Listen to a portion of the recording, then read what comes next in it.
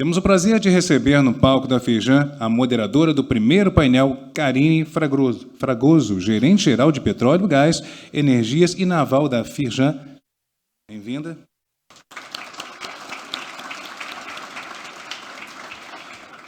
E os painelistas, Cláudio Nunes, diretor executivo de Exploração e Produção no Instituto Brasileiro de Petróleo, por gentileza.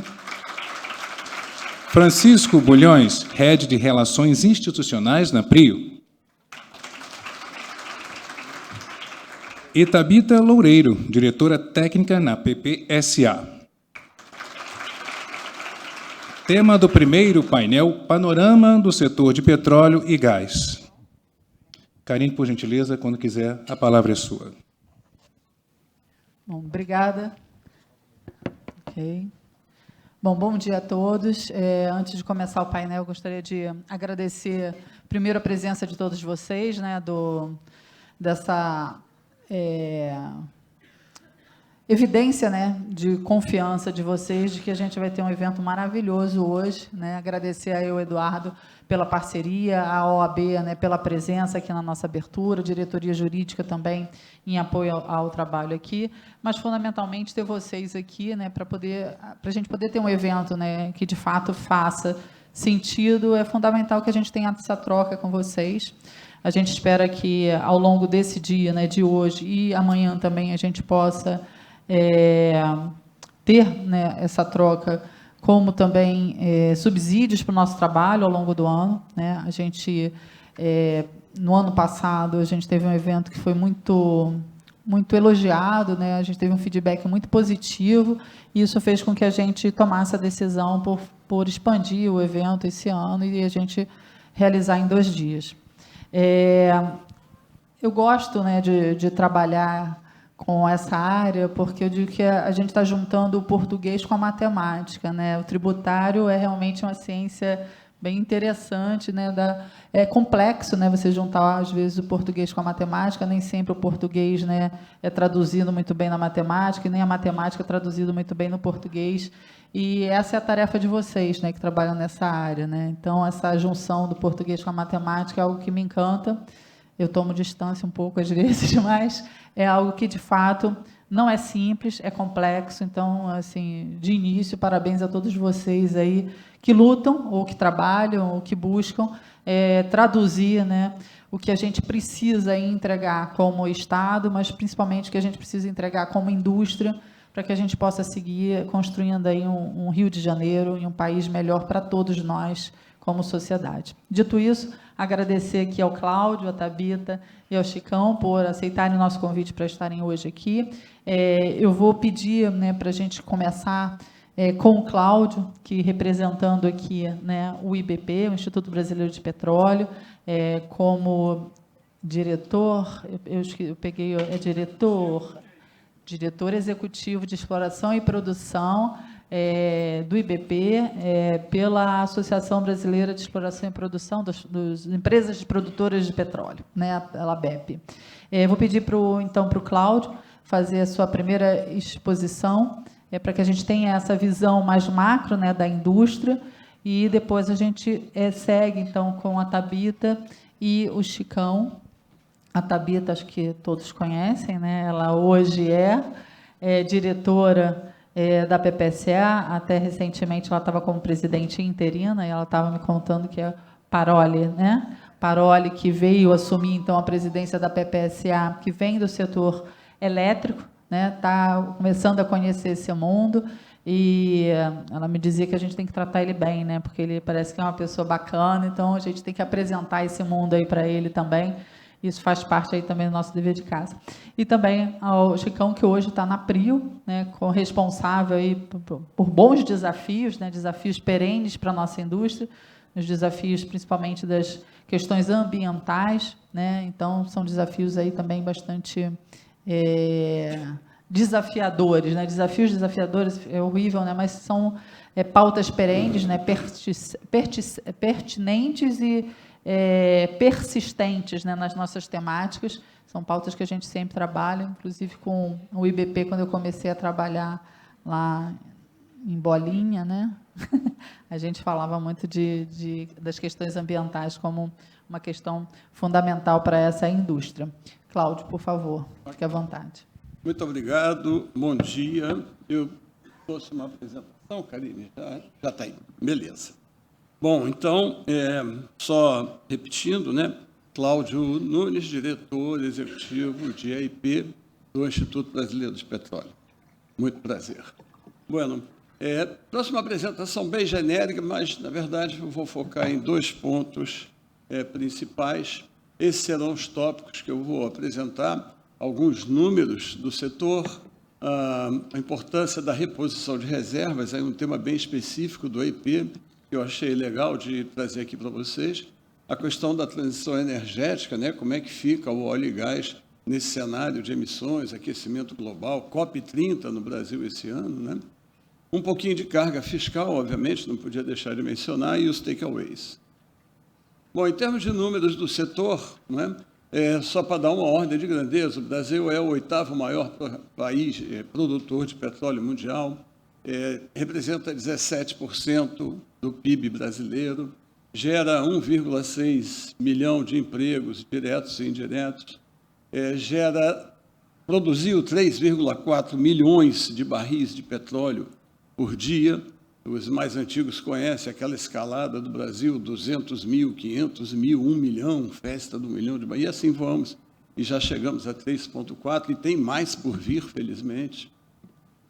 Geramos 93 bilhões de reais em royalties e participações especiais, isso aí ao nível das 3 instâncias, o federal, o municipal e o estadual, e temos 3,9 bilhões de reais alocados especificamente em cláusulas de pesquisa, desenvolvimento e inovação. Parte disso, obviamente, para a eficiência energética e controle de emissões e descarbonização.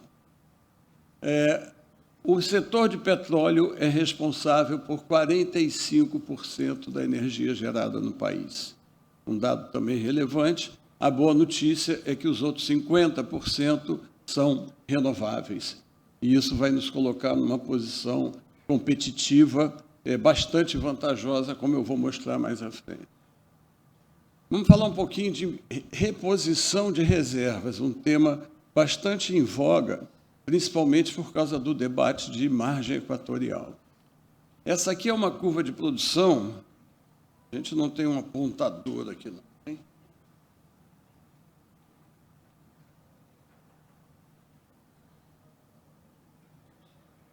Vamos sem apontador. Essa aqui é a curva de produção de petróleo histórico no Brasil. Em azul, vocês veem, desde lá de 1970, o que é produção do pós-sal. A produção tradicional de bacia de Campos e tudo mais. Ela chega a um pico ali no ano de 2010 e ela começa a cair a partir daí. Então, isso é a primeira coisa, é o primeiro conceito que tem que ficar claro para todo mundo que ainda não tiver.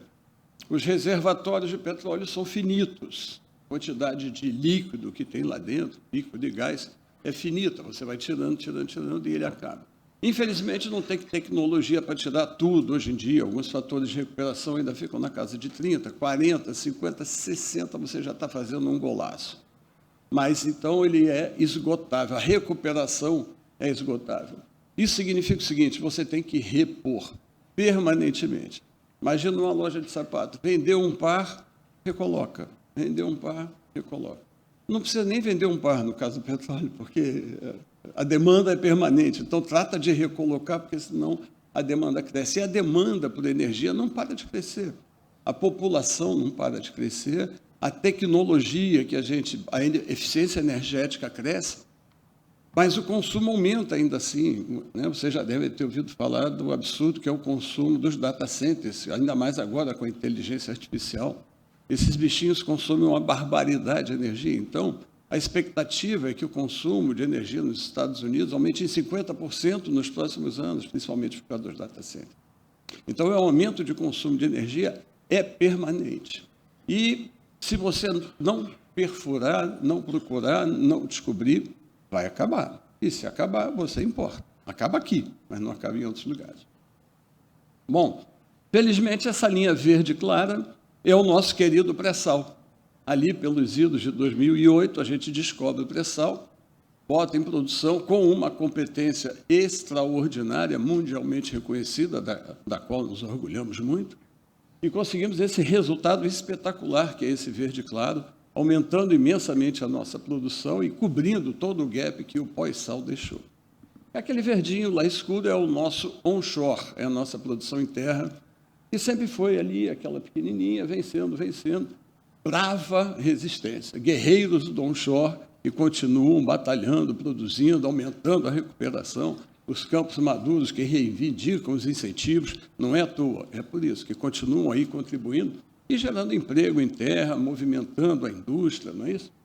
Então, esse é o ciclo do petróleo e fica claro aqui a importância de você descobrir e repor cada vez mais. Agora não consigo passar. Passei. Aquele gráfico aí estava indo só até 2023, né? Esse aqui vai um pouquinho além, agora a gente começa em 2024 e vai até 2032. Essa é a curva projetada de produção de petróleo no Brasil até 2032, 2033. A gente vai bater um pico de 4,6 milhões de barris por dia. E aí a gente começa a ver uma queda a partir daí. É assim que estão as nossas projeções, né? Os investimentos que vão ser feitos nessa área e depois uma queda. A gente precisa descobrir novas reservas, a gente precisa manter essa curva de investimento em cima para que aquela curva de produção siga crescendo. Mas não é isso que está sinalizando. O que está sinalizando hoje em dia é isso aqui. Aqui uma outra representação dessa curva de produção nossa projetada para o pré-sal, que também começa a cair a partir de 2030. Essa curva já considera descobertas novas que estão sendo feitas hoje, sendo colocadas em produção.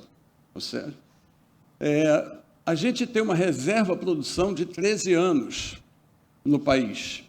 Isso significa o seguinte: se as reservas que nós temos hoje em produção duram 13 anos, daqui a 13 anos é zero. Para de produzir. De novo, temos que repor. E essa reserva, essa R sobre P no Brasil, vem a 10, 2, 3, já foi a 15. A gente mantém no país essa RP, historicamente. É uma reserva-produção boa, internacionalmente falando, mas precisa ser reposta.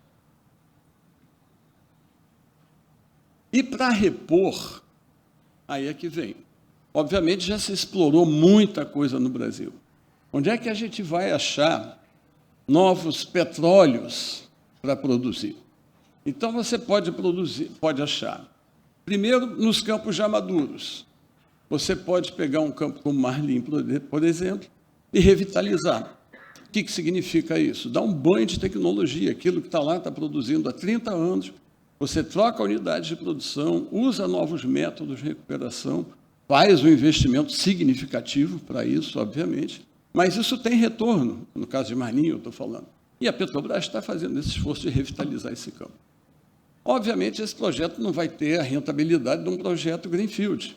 Não é um projeto novo. Você já vai entrar com uma produção menor, com unidades que não são para 250 mil barris por dia, mas são projetos economicamente viáveis e interessa para o país aumentar a recuperação dos reservatórios o máximo que nós pudermos. Então, campos maduros em terra e no mar são uma excelente oportunidade de você repor reservas e você aumentar a produção. Nos próprios campos maduros, você pode, eventualmente, descobrir novos reservatórios, e esse esforço também vale a pena. Mas a grande promessa, ela está numa coisa chamada novas fronteiras. O pré-sal já foi uma nova fronteira. Agora, as novas fronteiras no Brasil, elas são, principalmente, na margem equatorial, que é aquela margem azul, aquela faixa azul que vem desde lá da Guiana até o Rio Grande do Norte, e a margem e a faixa azul aqui no sul do Brasil, na bacia de Pelotas. Essas são as novas fronteiras mais desafiadoras, mais interessantes, mais atrativas no Brasil atualmente. E é onde a gente tem que furar. Se a gente quer repor reservas, temos que fazer todo esse esforço nos campos maduros, mas temos que fazer também esse esforço nas novas fronteiras. Então, é uma questão assim, não resta dúvida, é onde a gente tem expectativa de conseguir efetivamente reverter essa curva tendente a começar a cair da nossa produção por falta de novas reservas. E agora, para descobrir novas reservas, a gente precisa perfurar poços, né? Existem taxas de sucesso exploratório nas bacias, que podem ser de 30%, 40%. Não é? Todo mundo sabe que não é furar e achar, muito pelo contrário. Você fura e acha, e depois que acha, você delimita. Então, é um trabalho gigantesco para realmente delimitar um campo de petróleo. Você precisa perfurar poços. Então, poços perfurados é um excelente indicador do que você vai ter pela frente. Esse aqui é o histórico dos poços perfurados no Brasil. Você veja que ali, pela volta do ano 2010, a gente ficava em 90, 80, 100 poços exploratórios perfurados por ano no país. Nos últimos anos, desde 2015, nós estamos com 10, 3, 1, 4, 5, 6, 8, 12, 5, 5. Então, a queda de poços exploratórios, perfuração de poços exploratórios no país é gigantesca. E a gente precisa incrementar isso aqui para descobrir petróleo. Bom, agora, fechando esse capítulo, a gente fala dos desafios. O que falta para a gente voltar a perfurar?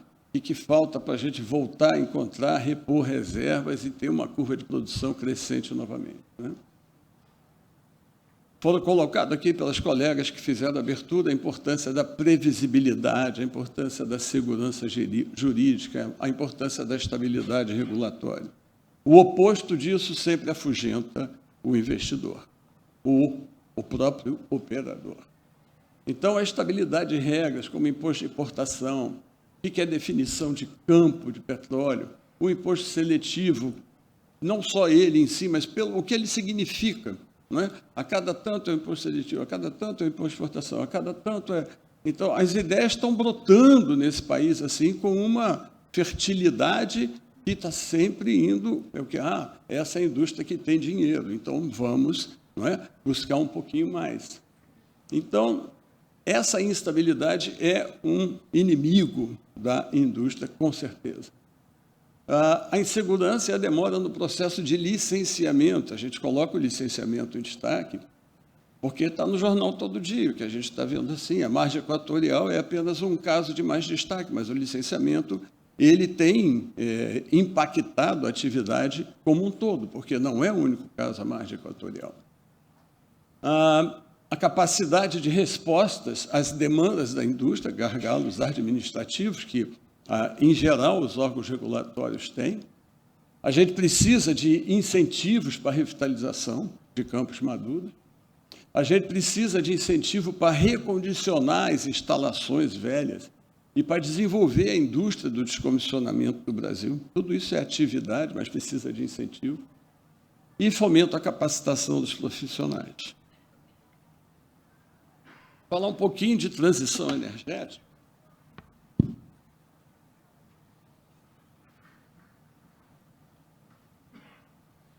Esse ano tem COP30, todo mundo está acompanhando, e todo mundo já ouviu falar em... isso tudo? Tá bom. Todo mundo já ouviu falar em no fossil fuels, fora combustíveis fósseis, enfim. É uma onda, né, que está acontecendo, é mundial. Você vai nos congressos e você tem manifestantes na porta, e, enfim, viramos assim o patinho feio nessa história da transição energética, né? Primeiro, assim, para deixar bem claro, não há como negar a importância e a influência dos fossil fuels no aquecimento global. Não temos uma postura negacionista, a nossa postura é científica, as emissões de carbono, elas impactam e contribuem para o aquecimento global e precisam ser atuadas. Ponto. Isso não discutimos. A questão é o como. É realmente no fossil fuels? Desliga? Fecha? fica com aquela produção e deixa cair, em 20 anos chega a zero, tem certeza? É isso mesmo que vocês querem? Da onde é que vai vir a energia que vai ser necessária? Não só atual, mas, como eu disse antes, que vai crescer. Então, o mundo está cometendo um engano quando ele trabalha na oferta, como se você não devesse mais oferecer o petróleo. Caramba, trabalha no consumo, trabalha na demanda. É a demanda que tem que mudar. Você tem que adaptar e puxar essa demanda de alguma forma. Agora, não venha querer que as petroleiras digam como é que vai ser feito isso, porque a petroleira trabalha com petróleo. Vamos ver algumas informações. Opa, desculpa. Como eu disse, né, o setor de óleo e gás responde 45% da nossa energia, sendo que 50% da matriz do Brasil é renovável. O Brasil está numa excelente condição de renovável quando comparado aos demais países do mundo. A média global de energias renováveis dos países é 14,5%, nós estamos com 50%. Então, a gente tem uma vantagem competitiva em relação aos outros países na hora de discutir. Vem cá, quem é que vai reduzir? Ué, calma, eu já tenho 50% da minha... Né? 90% da matriz elétrica é renovável. O Brasil é o segundo maior produtor de biocombustíveis do mundo, que também tem que ser levado em conta na hora das negociações. E 22,5% do nosso setor de transporte já utiliza biocombustível. Isso aqui são previsões feitas por OPEP, Instituto Internacional de Energia, BP, Shell. São previsões que consideram do cenário mais otimista ao mais pessimista. Essas previsões falam com a demanda por petróleo no mundo, e a mais otimista mostra que em 2050 ainda seriam necessários, no mínimo, 23 milhões de barris de petróleo no mundo. A demanda. Ok? Por quê? Porque as outras energias não estão sendo capazes de suprir a demanda prevista para 2050. Segundo essas previsões dessas entidades de excelência. Esse cenário de 23 milhões de barris por dia, ele considera que todos os projetos que já estão em carteira e mais alguns de energias renováveis serão efetivamente implementados. Ok? O mais pessimista, não sei se é uma coincidência, mas é da OPEP, mas ele prevê 120 milhões de barris por dia no ano de 2050 como demanda de petróleo. Não é? E ele tem lá as premissas dele. Não é o com que a gente trabalha, mas é uma previsão, da OPEP, e a gente coloca para dar uma ideia do leque de previsões que existem. E os conceitos variam. Os intermediários, por exemplo, consideram que nem todos os projetos serão implantados, alguns sim, alguns não. Mas é isso aqui que a gente está falando. O mundo vai chegar em 2050, quando deveria ser o net zero, mas a gente não encontra previsão de demanda de petróleo zero em 2050.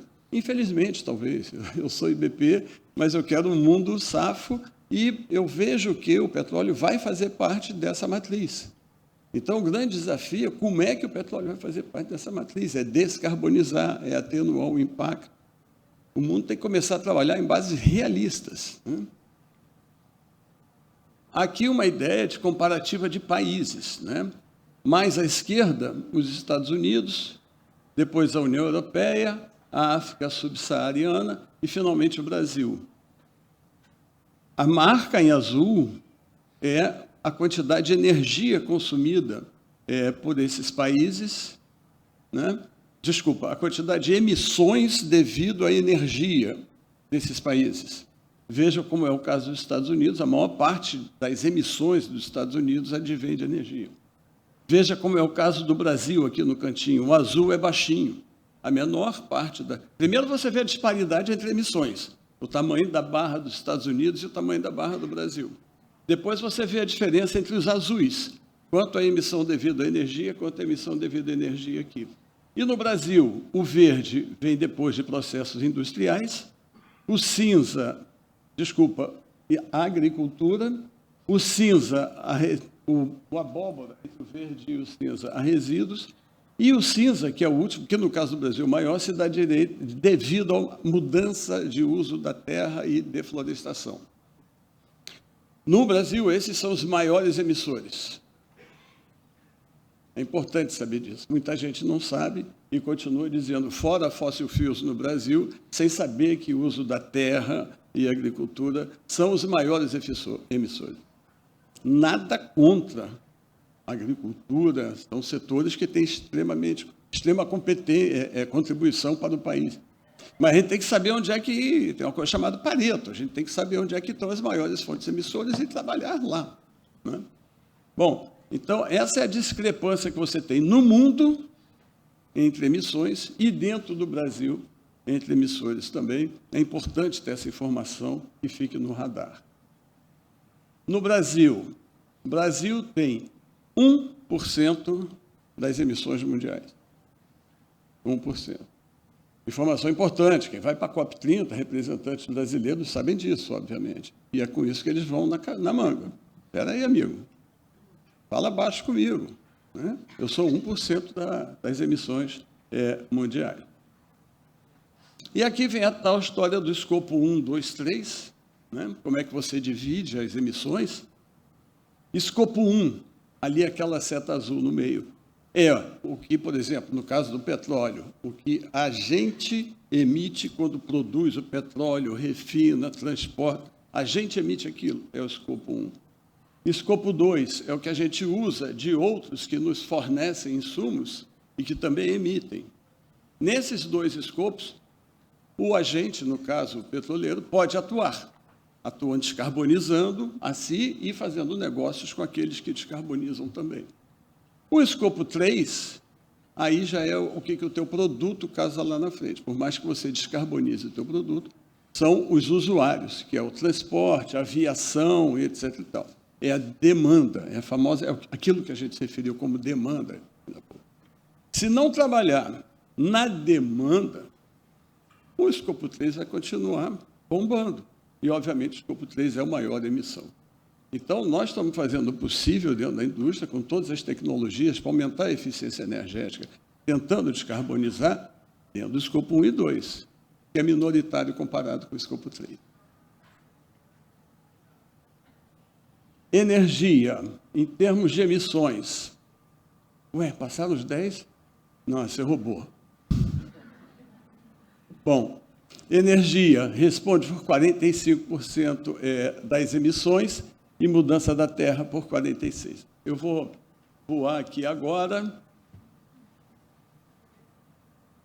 E os programas de descarbonização que existem, que a gente está botando em prática.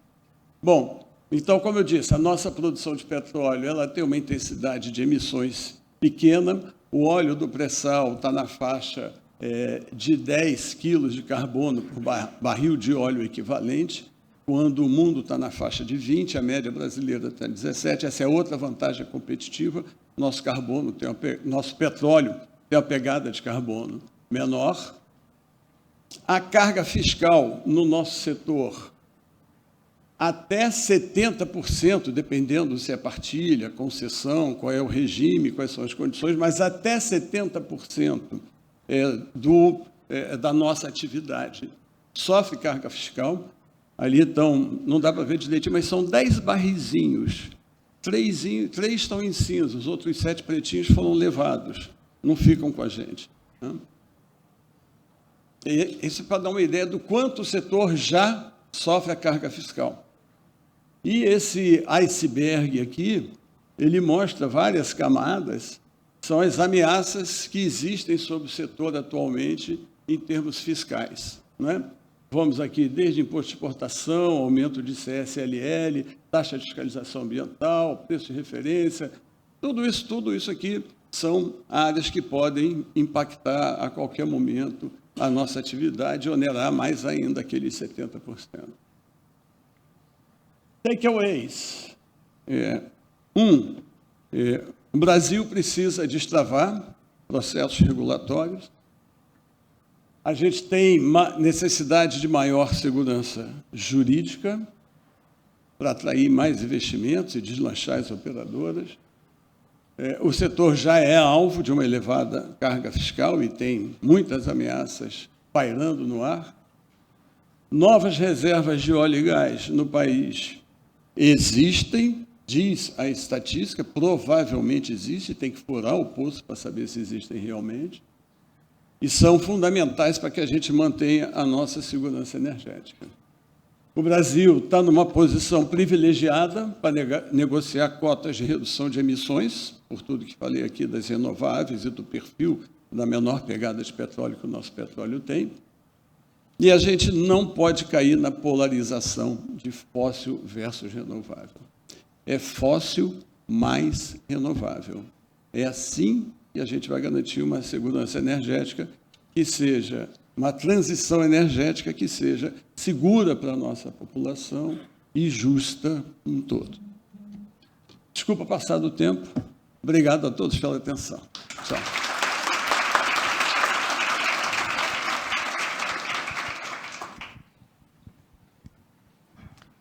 Oi. Alô? Opa. Obrigada, Cláudia, pela sua exposição. Eu vou passar direto o convite para a Thabita, para, no final, tecer alguns comentários sobre as apresentações. Thabita, que é diretora técnica hoje na PPSA. Thabita, por favor, fique à vontade. Obrigada, Karine. Gente, muito bom dia. Eu estou meio assim, porque eu vou falar exatamente o que o Cláudio falou. Então, vai ser rápido, não é isso? Mas você vê a importância, gente, da gente propagar esses dados, né? Eu lembro que, quando eu entrei na ANP, isso foi... eu entrei no primeiro concurso lá em 2005, mas eu não lembro quando que a gente publicou o primeiro boletim da produção. Quando eu entrei em 2005, ninguém sabia, não era pública a informação de quanto que o Brasil produzia, né? E depois... Isso.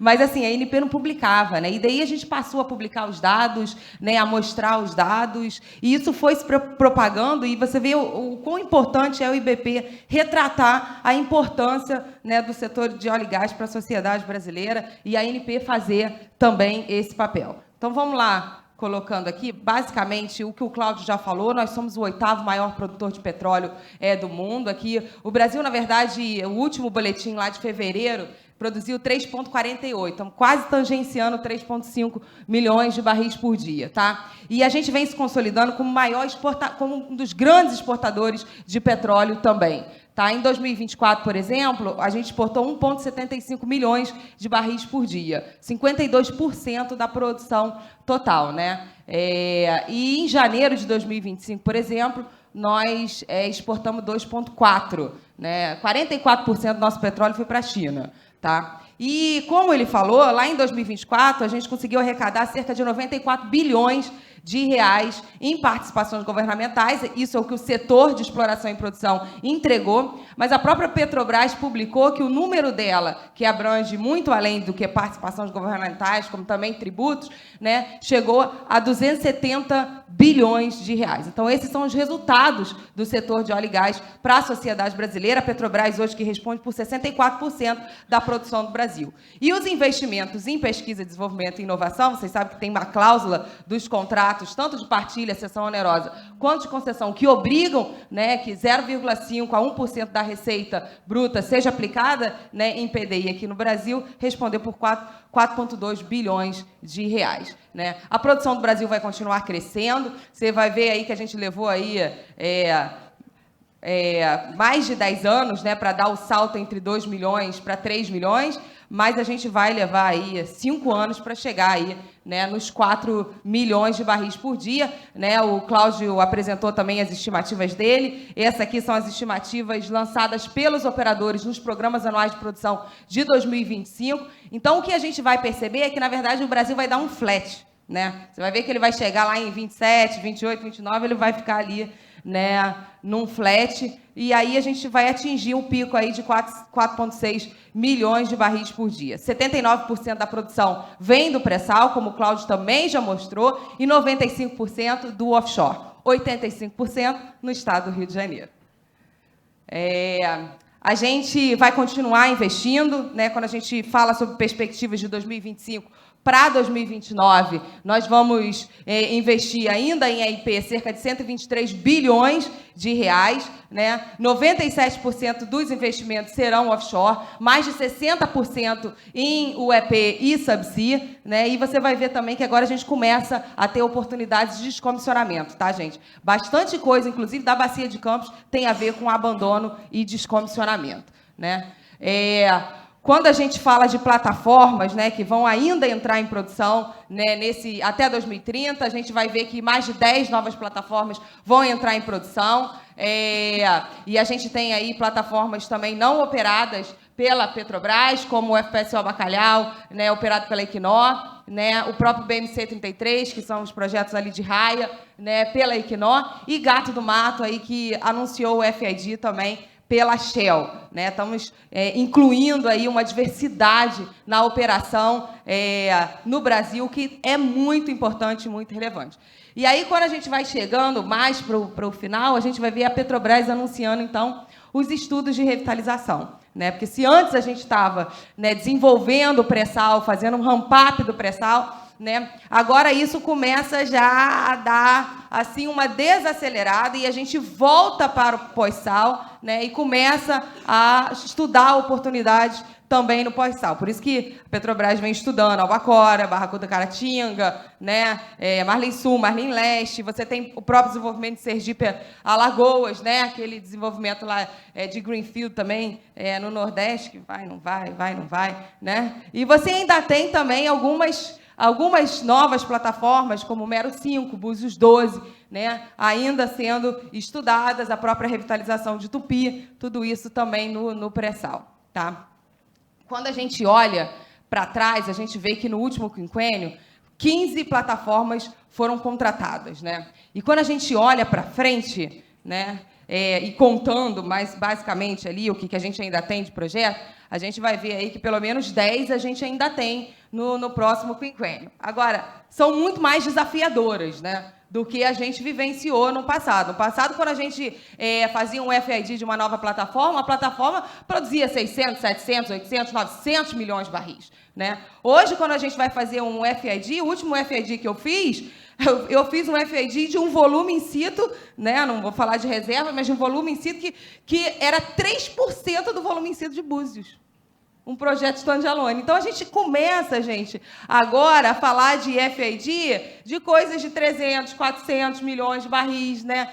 E o que torna muito mais desafiador para o setor colocar esses projetos de pé. Né? Eu costumo dizer que cada vez que chega lá na PPSA linha rígida para a gente contratar, projetos de subsídio, de UEP, eu desmaio e volto por conta dos preços, né, gente? Então, mas, assim, né, a gente olhando e vendo as perspectivas, a gente ainda tem, sim, investimentos, né, no próximo quinquênio. Tá? A Rystad, por exemplo, falou que a gente tem aí em torno de 13. É a perspectiva deles, né, para que nesse quinquênio haja a contratação de mais 13.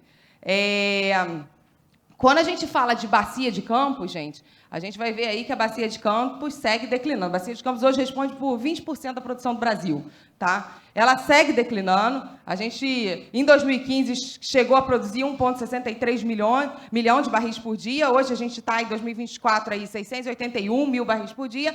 Mas existe uma ambição projetada nos programas anuais de produção que isso vai crescer. E que a gente vai voltar a produzir na Bacia de Campos 1 milhão de barris por dia. E isso está, inclusive, refletido naquele número que eu mostrei no primeiro slide. 32% dos investimentos previstos de 2025 a 2029 estão na Bacia de Campos, mas cerca de 10% a gente está falando aí de descomissionamento e abandono permanente.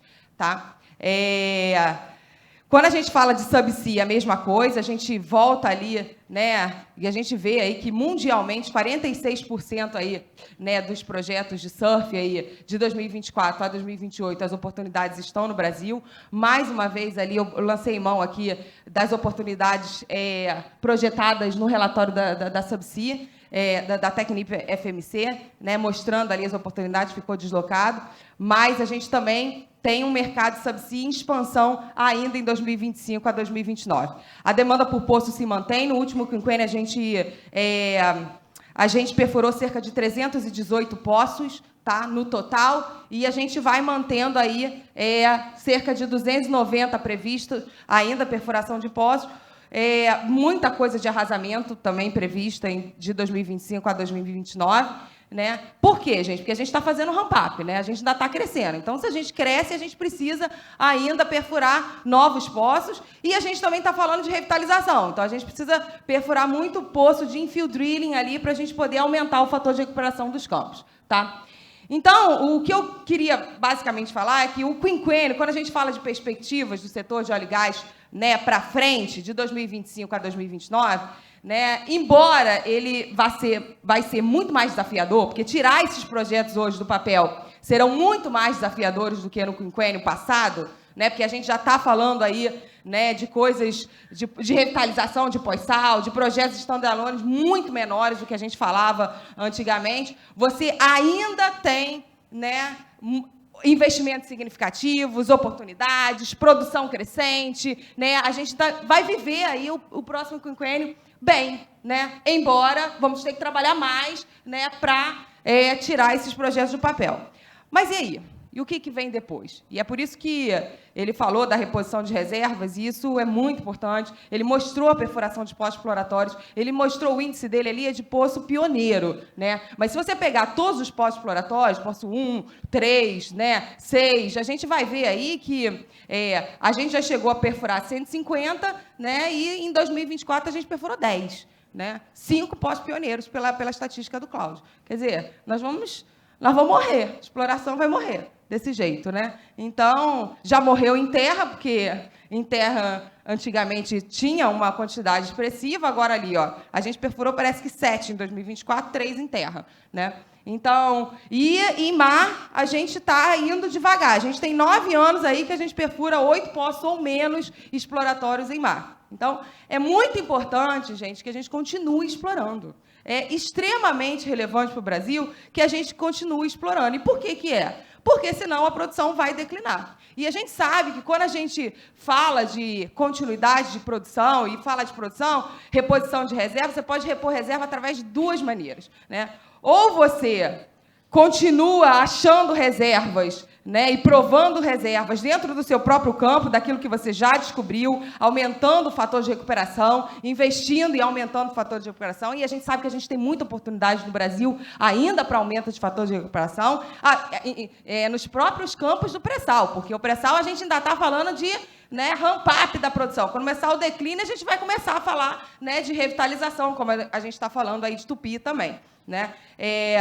Mas, quando a gente fala dos grandes saltos, e aí o Cláudio mostrou isso bem, o grande salto do Brasil de crescimento se deu porque a gente descobriu uma grande nova fronteira, né? Somos um país abençoado por Deus, né? Então, descobrimos o pré-sal. Então, conseguimos crescer. E aí? Né? Qual vai ser o próximo grande salto? Né?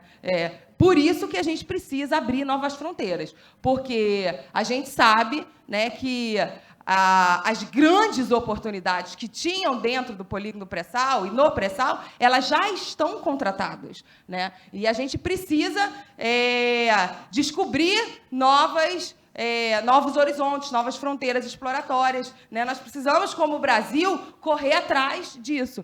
Até porque, se a gente não correr atrás disso, eu lancei mão aqui de uma curva de produção analisada aí, que também é apresentada pelos operadores ANP, e eu estou falando aqui de 2P, tá? Eu não estou falando nem de reserva provada, né? Eu já estou falando de reserva provada e provável, né? E a gente, considerando isso, a gente tem 24 bilhões de barris. Se a gente falasse de reserva provada, a gente teria pouco mais de 16 bi, tá? Já considerando provada e provável, a gente vai ver aqui que, meados de 2030, a gente começa a importar petróleo no Brasil, tá? Num cenário, assim, já otimista, realista, né? Meados de 2030, a gente está importando petróleo no Brasil.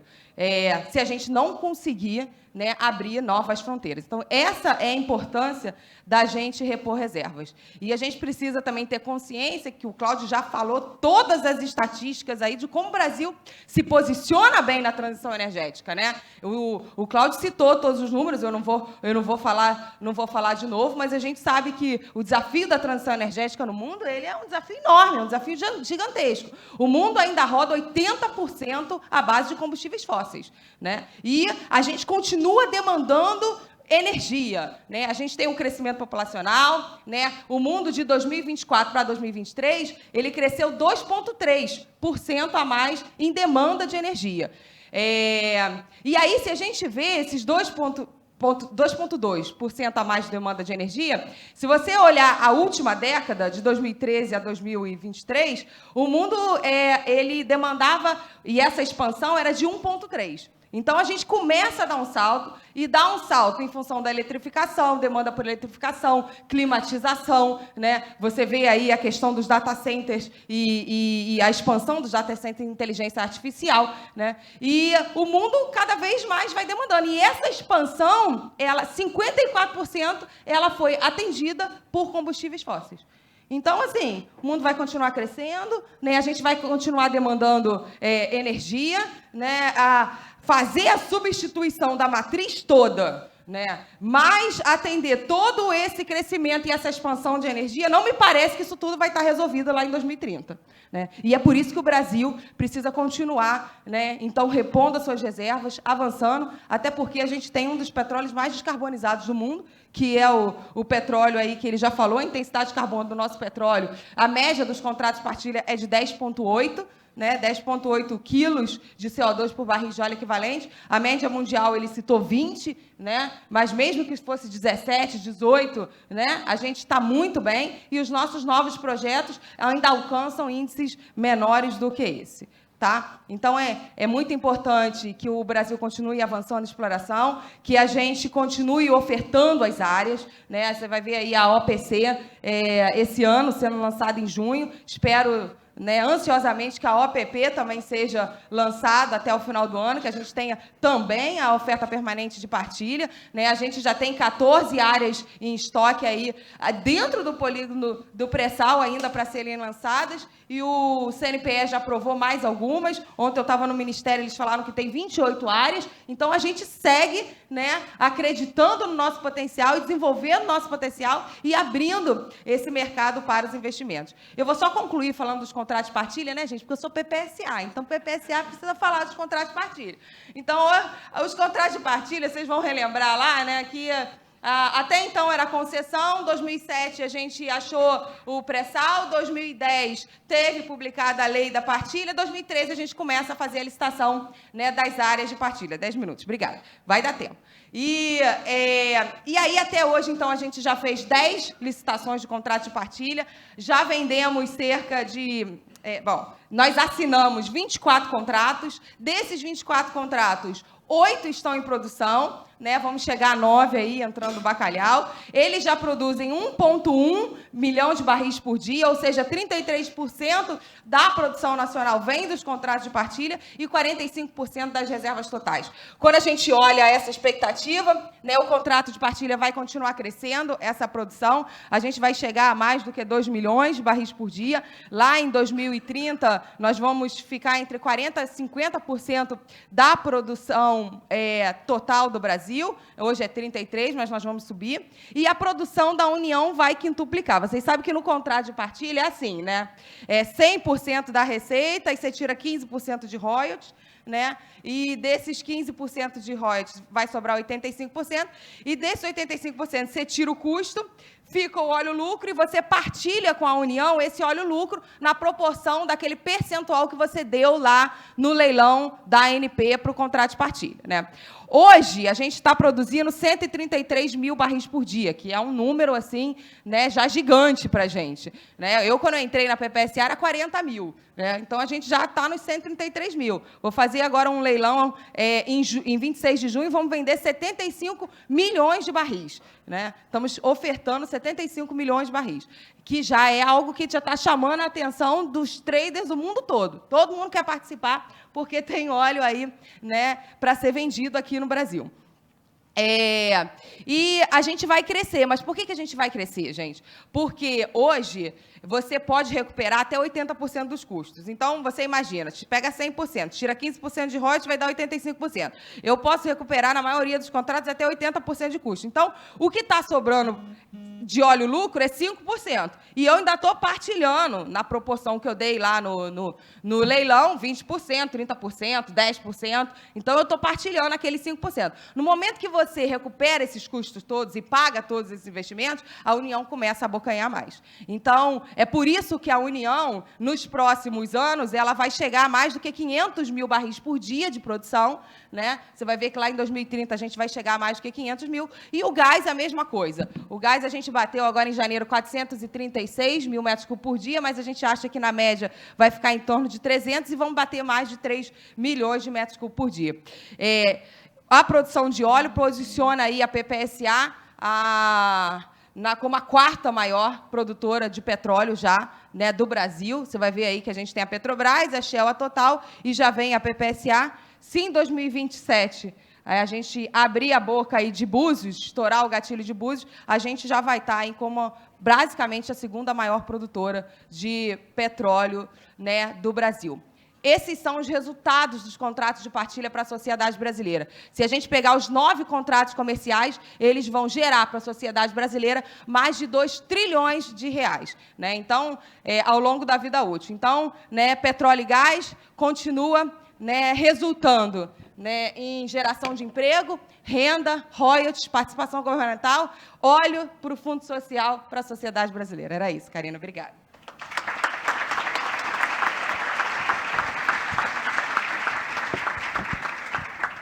Muito obrigada, Thabita.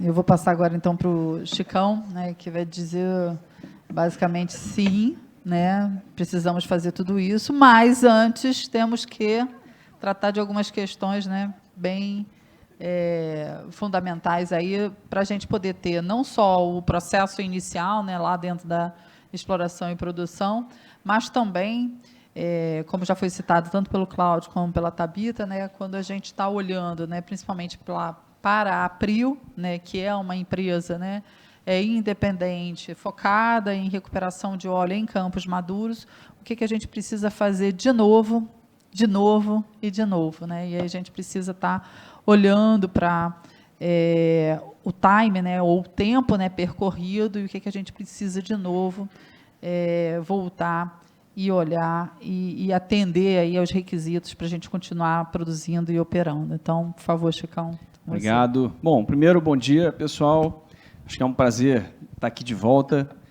Eu lembro quando o prefeito me chamou para ser secretário, a gente fez a transição do governo bem nessa sala aqui. Então, foi um momento importante até da cidade. A gente estava vivendo aquela ainda pandemia. E eu trouxe esse momento também porque eu acho que a gente está vivendo, nesse momento, mais um momento de transição, mas eu não acho nem que é de transição energética. Acho que a gente está vivendo, e eu estou trazendo aqui um cenário mais político, acho que a gente está vivendo, literalmente, um momento de transição da própria ordem econômica global, na medida em que os Estados Unidos, e aí acho que isso aí é um fato notório, vem tomando decisões. Talvez o Brasil tenha tomado antes, lá atrás, né? O Brasil foi pioneiro nessas questões um pouquinho mais protecionistas, mas os americanos promoveram essa ordem global de produção e da gente buscar essa eficiência nessas produções industriais. Isso basicamente está agora sendo quebrado, isso está em xeque, isso vai trazer todo tipo de desafio, não só político, mas também, obviamente, para qualquer indústria. E já que a gente está aqui na Casa da Indústria, também não somos uma ilha isolada nessa questão da produção, acho que era importante a gente trazer.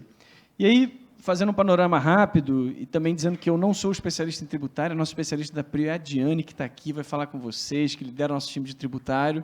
Então, eu acho que eu não vim aqui fazer comentários especificamente sobre o tributário, mas um pouco sobre o ambiente político da votação da reforma tributária, da derrubada do veto, principalmente sobre a questão das exportações e sobre a incidência de imposto seletivo, que eu acho que é uma das discussões conceituais importantes do setor, que eu acho que se deixarmos passar, talvez se abra uma porta daquilo que ainda não se conhece, que pode virar um monstro muito maior ao longo do tempo. E também breves comentários sobre a questão da produtividade, né? A gente acaba olhando sempre a tributação e a forma como o político olha. Eu estive na política também nos últimos anos, mas a forma como o político olha, que é basicamente um saco de dinheiro, né? Quer dizer, o pessoal olha para o petróleo, eu acho que a gente traz esses grandes números mostrando essa importância socioeconômica do petróleo, mas é claro que o político olha isso muito como um saco de dinheiro. E, às vezes, é importante a gente também traduzir isso do ponto de vista prático, até para que os próprios tomadores de decisão entendam que, quando você bota a mão nesse saco de dinheiro, você está tirando de um lugar para botar para outro. Né? Nesse caso aqui, a gente está falando, claro, da reforma tributária, quando você, por exemplo, tem uma incidência de imposto seletivo, é claro que a União está puxando para ela essa arrecadação, que poderia ir para uma escola em Macaé, para um hospital em Quissamã, ou para um projeto interessante no Noroeste Fluminense, em Campos, que está mudando a vida daquelas pessoas que estão ali. E a gente lembrar os tomadores de decisão sobre esse efeito prático é importante, porque é claro que, quando a gente está num país com uma pressão inflacionária alta, com um fiscal que precisa de um certo controle e uma vontade cada vez maior de arrecadar, eu acho que a gente precisa lembrar a todos da importância da gente fazer isso de uma maneira racional. Não adianta matar o paciente com remédio. Se você não fizer o seu trabalho estrutural de casa, você eventualmente vai sufocar essa indústria. Abri mencionando a questão americana aqui das tarifas. Bom, isso está afetando o preço, por exemplo, do barril de petróleo. Como o Estado do Rio de Janeiro, ou como os estados produtores estão se preparando para um barril de petróleo nesse momento com uma volatilidade maior. 1/3 da arrecadação do Estado do Rio de Janeiro vem da indústria do petróleo que está aqui. Estamos preparados para encarar esse momento de volatilidade? Ele vai ser mais profundo do que ele é nesse momento? Não se sabe, mas o que provavelmente se sabe é que nas discussões tributárias se sentirá esse efeito do poder público tendo uma necessidade maior arrecadatória com o preço do barril de petróleo naturalmente aqui em discussão, e a gente tendo que conscientizar, dizendo, olha, veja bem, cuidado, não adianta você ir para cima com alguns bases e números sobre, até a discussão de devedor, quanto mais, acaba pegando um pouquinho aqui, sem que a gente tenha um racional por trás dessa construção, principalmente no momento de regulamentação de reforma tributária. Vou contar uma história rápida da conversa que eu tive com o senador, que não é daqui, não é do Rio, mas ele basicamente disse o seguinte, Chicão, como o petróleo é finito e a gente está preso no Supremo Tribunal, numa liminar, até uma ação promovida pelo Estado do Rio de Janeiro, que impede, na nossa opinião, uma distribuição de royalties mais equânime entre os estados, claro, na opinião dele, não deveria ter essa diferenciação entre estados produtores e outros estados da federação, e sustenta que o Congresso Nacional, nesse aspecto, já tinha decidido por essa outra forma de divisão, então, por isso, teria essa justificativa do imposto seletivo. E por mais que você diga, mas, senador, imposto seletivo numa matéria-prima que vai ter um efeito inflacionário aqui em toda a cadeia produtiva nacional, que pode ter efeitos aqui na produção de roupa, de celular, de computador, que não é só combustível, né? Porque muitas vezes se associa petróleo naturalmente a combustível e naturalmente às emissões dos combustíveis, o que, obviamente, não é verdade, é um erro conceitual, mas é o popular. Você pensa no petróleo, você pensa no diesel, na gasolina, você pensa naquela utilidade ali para aquele transporte. Efetivamente, muitas vezes você não associa aos seus outros derivados. Então, isso não vem para os tomadores de decisão, às vezes, e eu acho que isso é um trabalho que a gente pode e deve, vem fazendo em conjunto com o IBP, com as outras operadoras, com todas as associações de classe do setor, junto à Firjan, que, aliás, o Conselho até de Petróleo e Gás aqui é presidido pelo Emiliano, nosso diretor também lá na PRIO, para que a gente possa trazer esse mundo real do que significa usar de artifícios e instrumentos dentro de uma reforma tributária ou de conceitos tributários, mas trazer isso para uma discussão de mundo real, da prática, o que vai afetar de fato as pessoas que estão aqui e não do seu ponto de vista meramente arrecadatório. E aí, aproveitando isso, assim, eu acho que um dos pontos que também a gente precisa tocar bastante, e aí não tem a ver com tributação, mas tem a ver com aumento de produtividade, e como consequência é um assunto correlato, é a questão da governança ambiental. Acho que tanto o Cláudio quanto a Thabita trouxeram aqui o tema, ainda que indiretamente, da margem equatorial, dessas discussões que a gente tem visto sobre essas novas fronteiras exploratórias do petróleo. O Brasil vai sediar a COP esse ano, vai sediar em Belém, isso, é claro, traz um desafio de posicionamento global, e vai sediar uma COP no momento em que os países que mais emitem estão abandonando, basicamente, as agendas da COP, portanto, o desafio político será dobrado para o Brasil, e fará isso numa pressão de discussão conceitual e simbólica. Eu não era do setor até ontem, mas até eu sei que tem campo de petróleo lá no meio da Amazônia, na floresta, o pessoal onshore, literalmente no meio da floresta. Então, assim, é conceitual, não é uma discussão racional. Uma discussão e uma guerra de narrativas. Por mais que a gente traga os números, no final é o petróleo vilão versus o meio ambiente. Isso não é uma discussão, na minha opinião, só do petróleo, isso é uma discussão que perpassa uma questão de desenvolvimento econômico. Eu carreguei essa cruz aqui na cidade do Rio de Janeiro, carregar a cruz de ter que dar licenças e analisar licenças ambientais. E é carregar uma cruz mesmo.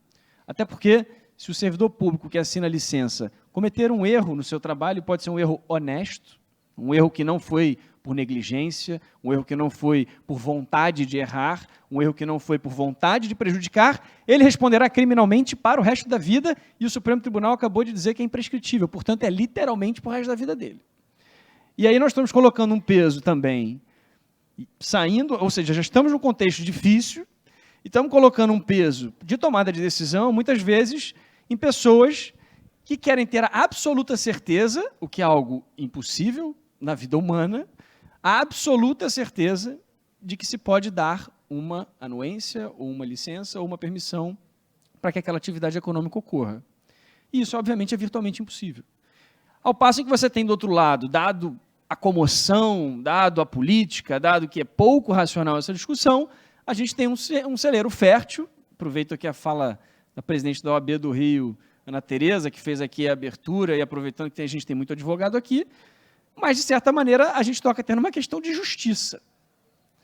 Porque, no fundo, aqui, o que a gente acaba discutindo nessas construções regulatórias, que são essa mão invisível que norteia a nossa tomada de decisão, é basicamente que a gente criou uma governança que é feita para não funcionar e não deixar o Brasil produzir. Aí fica a pergunta, isso é desenvolvimento sustentável? Na minha opinião, não. Eu acho que desenvolvimento sustentável é a gente entender que haverá um impacto humano, haverá um impacto econômico de alguma maneira, e como torná-lo menos pior. Vamos colocar pior aqui no sentido amplo da palavra, de que haverá um certo impacto, haverá algum tipo de emissão. Isso vai funcionar para o agro, isso vai funcionar para o petróleo, isso vai funcionar para a construção civil, isso vai funcionar para qualquer indústria ou atividade econômica que você tenha no país. E aí a gente está deixando de discutir o tema produtividade, que, na minha opinião, acaba tocando no tema da tributação de forma indireta, em razão das pressões arrecadatórias e do saco de dinheiro em que muitos tomadores de decisão no mundo público veem como a indústria do petróleo. Então, mais do que uma apresentação, eu acho que eu faço aqui uma provocação para que a gente fique atento à importância da gente discutir de forma, ainda que tangencial, mas ter um olhar correlato para a questão da produtividade, junto com a questão arrecadatória e dos conceitos tributários, inclusive porque o Congresso Nacional deve votar esse ano, por exemplo, o PL 2159, que está no Senado, que é sobre o licenciamento ambiental brasileiro. O Brasil, por incrível que pareça, não tem um marco regulatório de licenciamento ambiental, não existe. A gente tem só o Plano Nacional de Meio Ambiente de 1981, que traz parâmetros breves e depois são todas normativas que podem ser mudadas literalmente da noite para o dia, são portarias, resoluções, conselhos que estabelecem essas normas, e que, no fundo, a gente não tem essa segurança jurídica de como funciona o processo, de fato, do início ao fim, e como isso afeta não só a nossa produtividade de um modo geral, como a própria arrecadação e como a própria lógica tributária. E, de novo, disse aqui a história de um senador que, no fundo, estava preocupado se o seu Estado ia poder se beneficiar dos royalties também, quando estava discutindo e quando está discutindo imposto seletivo ou incidência de imposto sobre exportação.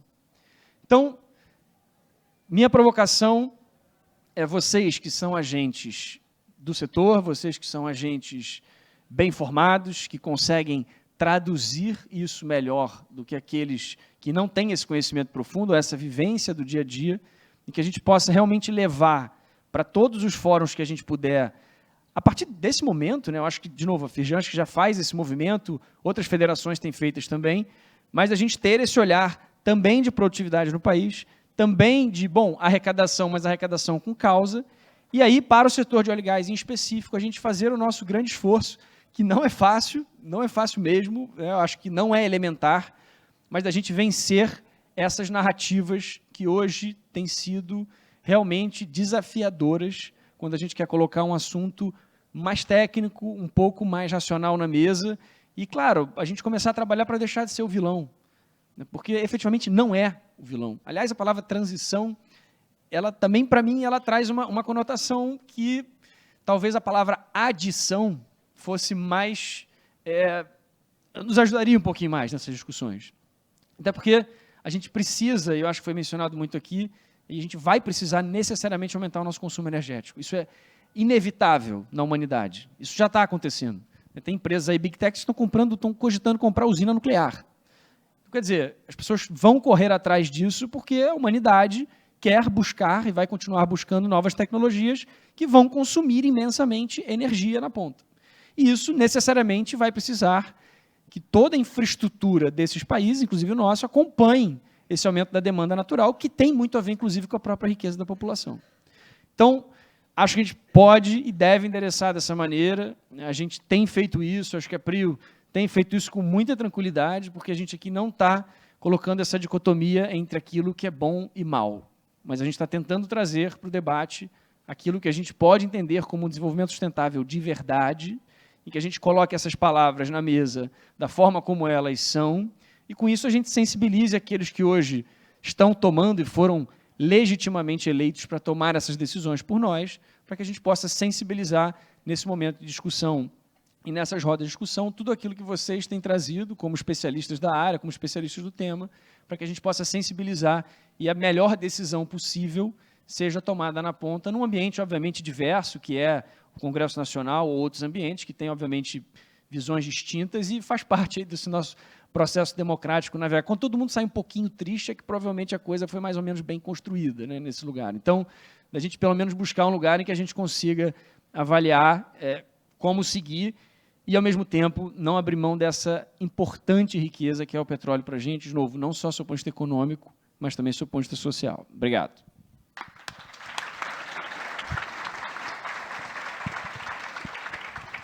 Muito obrigada, Chicão. Assim, a gente feliz que você tocou em vários temas também que eu gostaria de citar, e eu queria começar dizendo o seguinte, né? Quem já me ouviu falar, assim, eu relutei bastante em trabalhar aqui pela Firjan as questões que vinham sendo colocadas e da forma como vinham sendo colocadas no pacote de transição energética, né?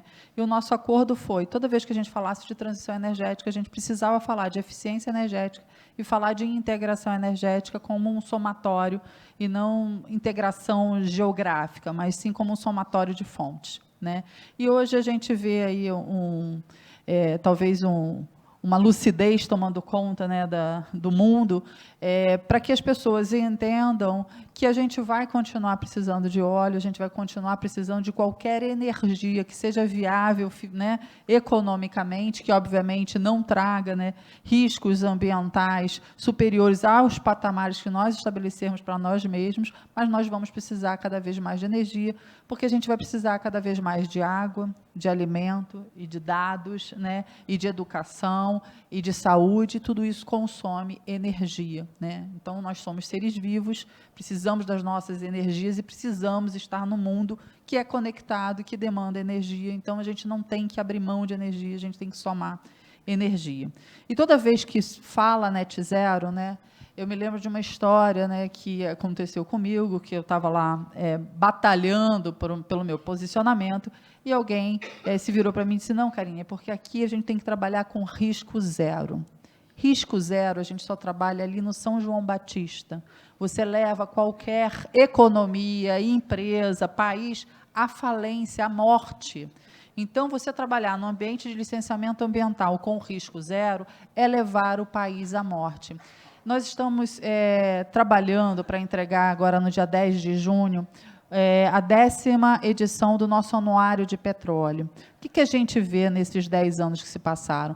Nós destruímos 10 anos de futuro. Por quê? Nós tínhamos algo em torno de 23 anos de reserva. Hoje, vocês viram aqui sendo apresentado, nós temos algo em torno de 12 a 13 anos de reserva futura. Nós destruímos 10 anos de futuro.